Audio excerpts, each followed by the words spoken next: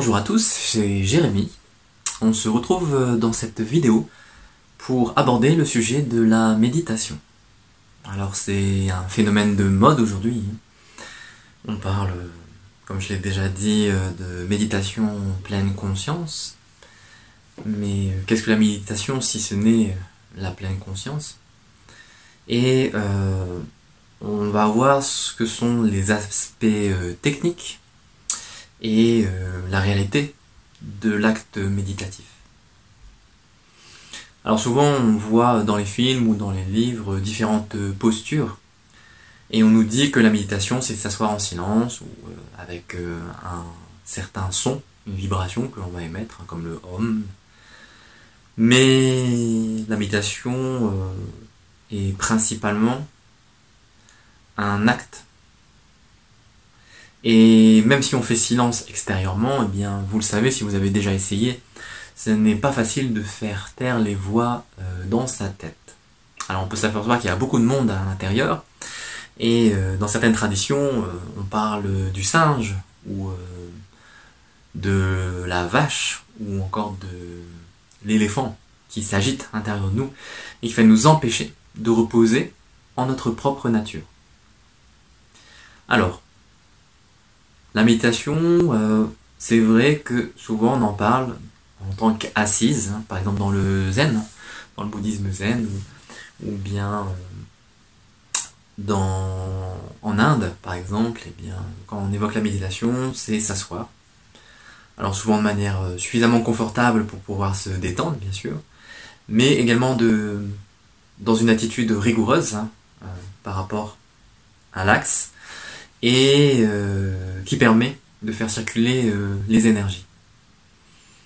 Dans cet alignement, on va permettre à l'esprit de se focaliser, non pas sur les distractions habituelles, sur les courses que l'on va faire, sur nos petits problèmes, ou bien les douleurs que l'on peut avoir dans le corps, mais sur une présence à soi, toute simple, directe.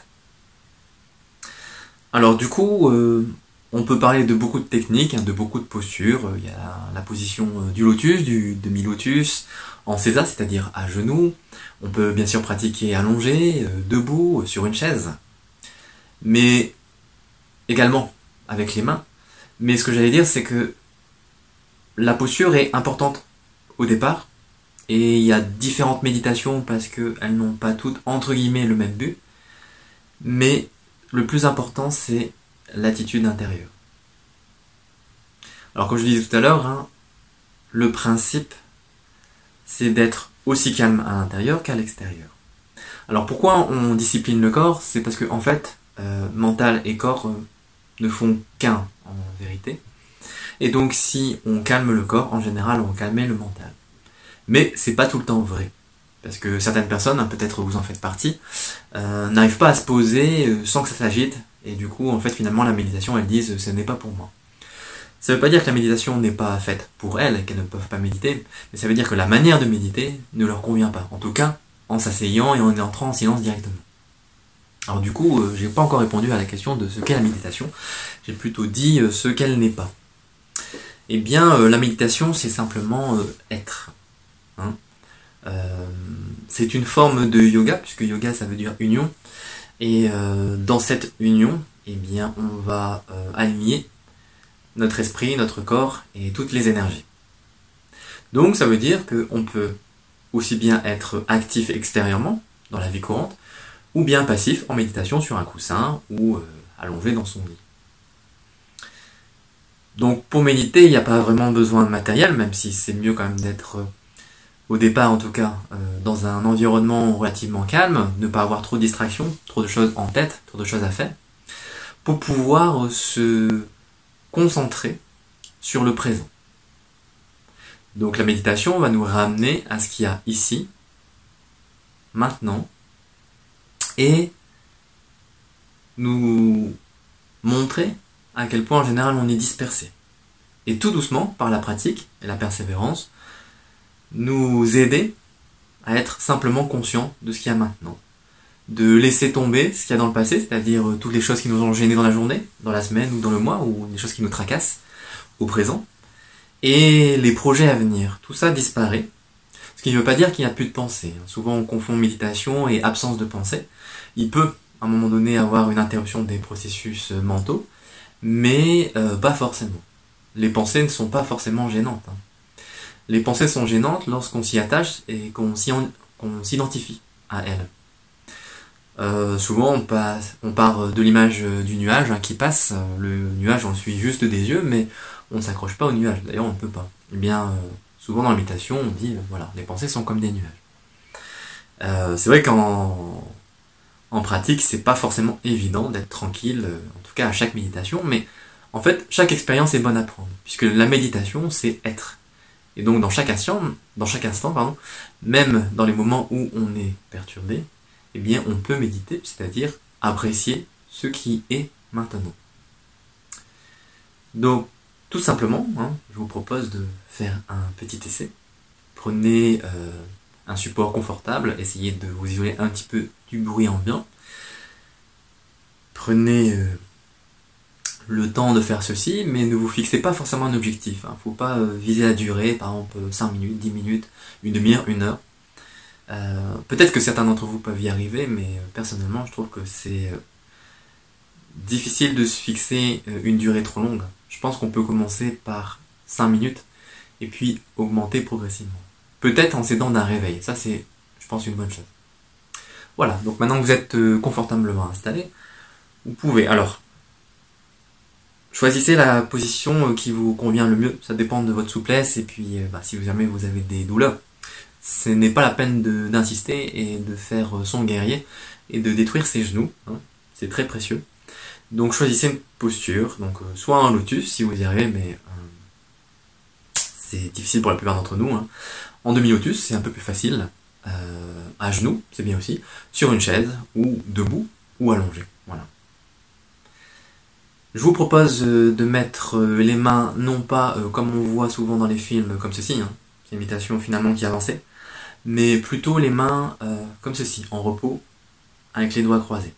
Vous pouvez les poser sur les hanches, si vous êtes en lotus ou en demi-lotus, ou sur le haut des cuisses, si vous êtes en César, ou si la posture même des mains croisées vous est pénible, vous pouvez simplement détendre les mains et les laisser poser, par exemple si vous êtes allongé ou debout. On peut fermer les yeux à moitié, mi-clos, en regardant vers le bas, ou alors on peut complètement fermer les yeux. Mais attention, parce que parfois vous allez trop vous décontracter, vous endormir, surtout si vous êtes déjà fatigué, si vous faites ça le midi par exemple, juste après le repas, ou le soir, avant de vous endormir.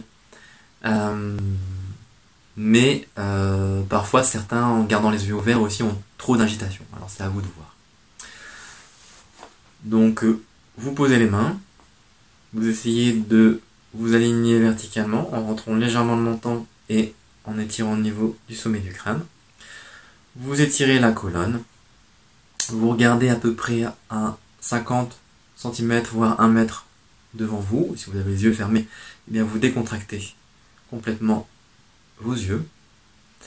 Et puis simplement vous allez asseoir votre présence à vous-même, c'est-à-dire que vous allez ressentir votre corps dans son ensemble, peut-être avec un balayage, mais toujours dans un mouvement continu, pas d'arrêt sur un point fixe. Et puis pour ce qui est des pensées, vous allez simplement prendre note des pensées. Si jamais vous apercevez que vous êtes parti trop loin, une sorte de rêve, ou en tout cas dans un enchaînement de pensées, vous ramenez l'attention au corps, juste au corps. On va faire ça pendant quelques temps, ensemble.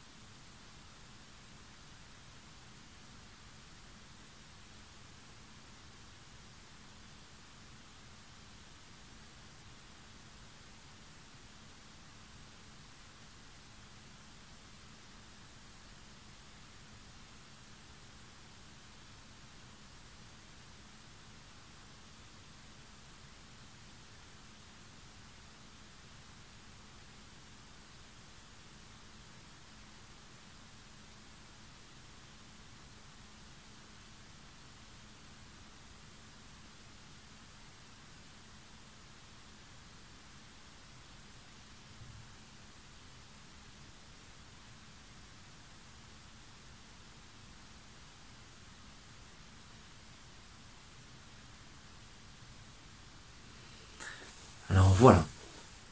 Vous avez peut-être eu toutes sortes d'impressions, hein. C'est normal. Les énergies vont bouger en soi, on va prendre conscience de soi, de son propre corps. Et puis l'esprit aussi, le mental en tout cas, va venir perturber l'ensemble.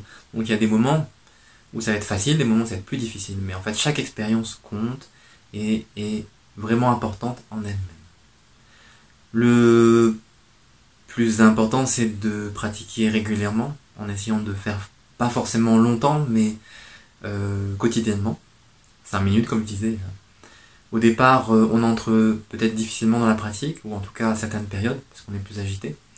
Mais à force de méditer, on se rend compte qu'on entre directement.